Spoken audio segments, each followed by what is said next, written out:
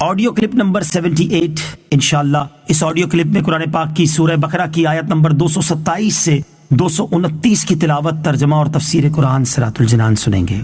بسم اللہ الرحمن الرحیم۔ ترجمہ: اللہ کے نام سے شروع جو نہایت مہربان رحمت والا ہے۔ وَإِنْ عَزَمُوا الطَّلَاقَ فَإِنَّ اللَّهَ سَمِيعٌ عَلِيمٌ۔ ترجمہ: اور اگر وہ طلاق کا پختہ ارادہ کر لے تو اللہ سننے والا، جاننے والا ہے۔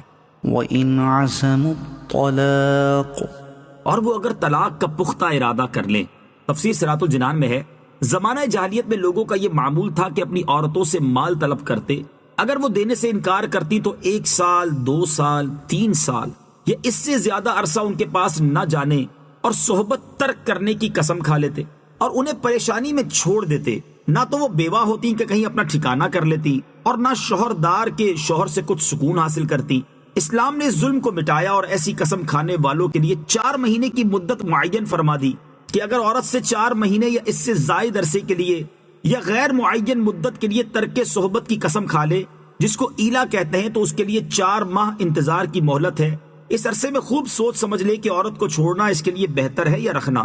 اگر رکھنا بہتر سمجھے اور اس مدت کے اندر رجوع کرے تو نکاح باقی رہے گا اور قسم کا کفارہ لازم ہوگا، اور اگر اس مدت میں رجوع نہ کیا اور قسم نہ توڑی تو عورت نکاح سے باہر ہو گئی اور اس پر طلاق بائن واقع ہو گئی۔ یہ حکم بھی عورتوں پر اسلام کے احسانات میں سے ایک احسان اور حقوق نسواں کی پاسداری کی علامت ہے۔ والمطلقات يتربصن بأنفسهن 3 قروء ولا يحل لهن أن يكتمن ما خلق الله في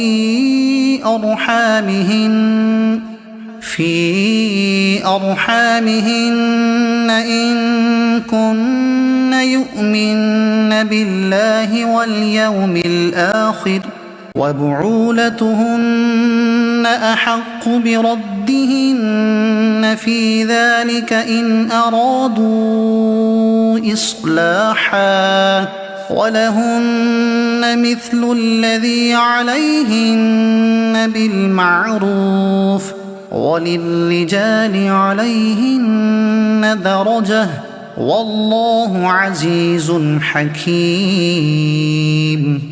ترجمہ: اور طلاق والی عورتیں اپنی جانوں کو 3 حیض تک روکے رکھیں اور انہیں حلال نہیں کہ اس کو چھپائیں جو اللہ نے ان کے پیٹ میں پیدا کیا ہے، اگر اللہ اور قیامت پر ایمان رکھتی ہیں اور ان کے شوہر اس مدت کے اندر انہیں پھیر لینے کا حق رکھتے ہیں، اگر وہ اصلاح کا ارادہ رکھتے ہوں۔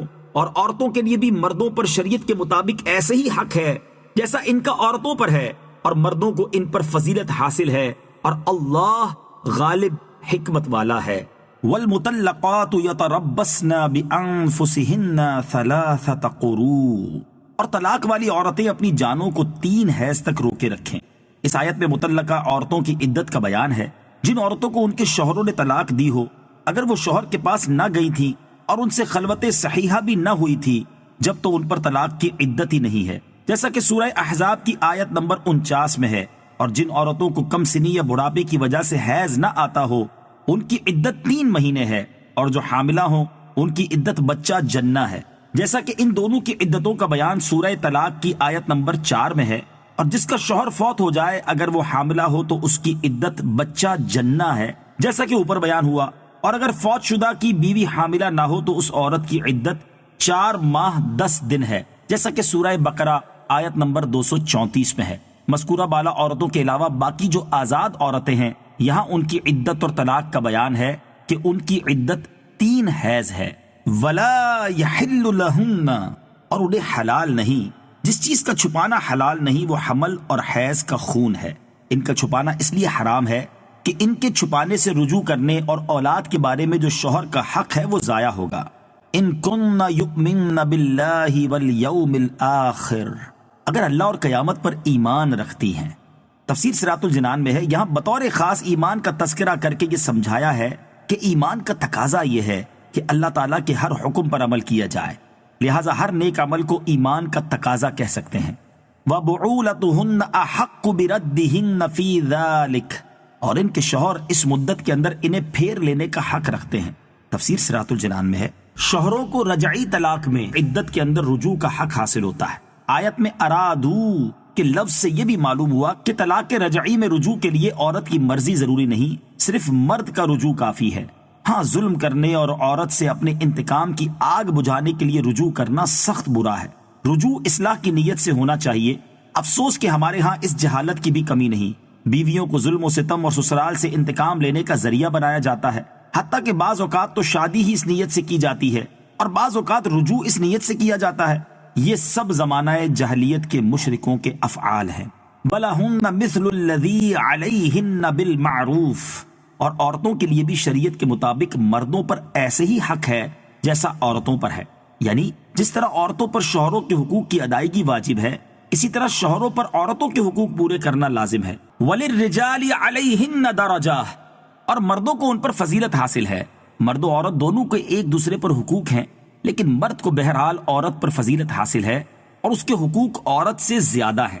الطلاق مرتان فإمساكم بمعروف أو تسريح بإحسان ولا يحل لكم أن تأخذوا مما آتيتموهن شيئا إلا أن يخافا ألا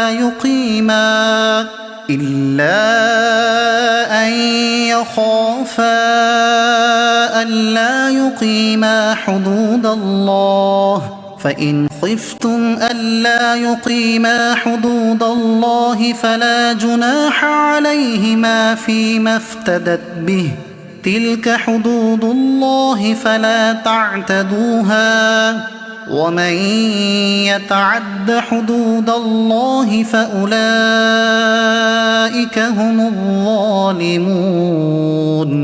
ترجمہ: طلاق 2 بار تک ہے، پھر بھلائی کے ساتھ روک لینا ہے یا اچھے طریقے سے چھوڑ دینا ہے، اور تمہارے لیے جائز نہیں کہ تم نے جو کچھ عورتوں کو دیا ہو اس میں سے کچھ واپس لو، مگر اس صورت میں کہ دونوں کو اندیشہ ہو کہ وہ اللہ کی حدیں قائم نہ رکھ سکیں گے۔ تو اگر تمہیں خوف ہو کہ میاں بیوی اللہ کی حدوں کو قائم نہ کر سکیں گے تو ان پر اس مالی معاوضے میں کچھ گناہ نہیں جو عورت بدلے میں دے کر چھٹکارا حاصل کر لے۔ یہ اللہ کی حدیں ہیں، ان سے آگے نہ بڑھو، اور جو اللہ کی حدوں سے آگے بڑھے تو وہی لوگ ظالم ہیں۔ الطلاق مرتان، طلاق 2 بار تک ہے۔ تفسیر صراط الجنان میں ہے یہ آیت ایک عورت کے متعلق نازل ہوئی جس نے سرکار دو عالم صلی اللہ تعالی علیہ وآلہ وسلم کی خدمت میں حاضر ہو کر عرض کیا کہ اس کے شوہر نے کہا ہے کہ وہ اس کو طلاق دیتا رہے گا اور رجوع کرتا رہے گا، اور ہر مرتبہ جب طلاق کی عدت گزرنے کے قریب ہوگی تو رجوع کر لے گا اور پھر طلاق دے دے گا، اس طرح عمر بھر اس کو قید رکھے گا۔ اس پر یہ آیت نازل ہوئی اور ارشاد فرما دیا کہ طلاق رجعی 2 بار تک ہے اور اس کے بعد طلاق دینے پر رجوع کا حق نہیں۔ آیت کا خلاصہ یہ ہے کہ مرد کو طلاق دینے کا اختیار 2 بار تک ہے۔ اگر تیسری طلاق دی تو عورت شوہر پر حرام ہو جائے گی، اور جب تک پہلے شوہر کی عدت گزار کر کسی دوسرے شوہر سے نکاح اور ہم بستری کر کے عدت نہ گزار لے تب تک پہلے شوہر پر حلال نہ ہوگی۔ لہٰذا 1 طلاق یا 2 طلاق کے بعد رجوع کر کے اچھے طریقے سے اسے رکھ لو، اور یا طلاق دے کر اسے چھوڑ دو تاکہ عورت اپنا کوئی دوسرا انتظام کر سکے۔ اچھے طریقے سے روکنے سے مراد رجوع کر کے روک لینا ہے، اور اچھے طریقے سے چھوڑ دینے سے مراد ہے کہ طلاق دے کر عدت ختم ہونے دے، کہ اس طرح 1 طلاق بھی بائنہ ہو جاتی ہے۔ شریعت نے طلاق دینے اور نہ دینے کی دونوں صورتوں میں بھلائی اور خیر خواہی کا فرمایا ہے۔ ہمارے زمانے میں لوگوں کی ایک بڑی تعداد دونوں صورتوں میں الٹا چلتی ہے، طلاق دینے میں بھی غلط طریقہ اور بیوی کو رکھنے میں بھی غلط طریقہ۔ اللہ تعالیٰ ہدایت عطا فرمائے۔ وَلَا يَحِلُّ لَكُمْ، اور تمہیں حلال نہیں۔ یہاں بوقت طلاق عورت سے مال لینے کا مسئلہ بیان کیا جا رہا ہے۔ اس کی 2 صورتیں ہیں، پہلی یہ کہ شوہر اپنا دیا ہوا مہر واپس لے لے اور یہ بطور خلع نہ ہو، یہ صورت تو سراسر ناجائز و حرام ہے۔ یہ مضمون سورہ نساء کی آیت نمبر 20-21 میں بھی ہے۔ وہاں فرمایا کہ تم بیویوں کو ڈھیروں مال بھی دے چکے ہو تو طلاق کے وقت اس سے لینے کی اجازت نہیں۔ دوسری صورت یہ ہے کہ عورت مرد سے خلا لے اور خلا میں عورت مال ادا کرے، اس صورت کی اجازت ہے۔ اور آیت میں جو فرمایا کہ عورت کے فدیہ دینے میں کوئی حرج نہیں، اس سے یہی صورت مراد ہے۔ لیکن اس صورت میں بھی یہ حکم ہے کہ اگر زیادتی مرد کی طرف سے ہو تو خلا میں مال لینا مکروہ ہے، اور اگر زیادتی عورت کی طرف سے ہو تو مال لینا درست ہے، لیکن مہر کی مقدار سے زیادہ لینا پھر بھی مکروہ ہے۔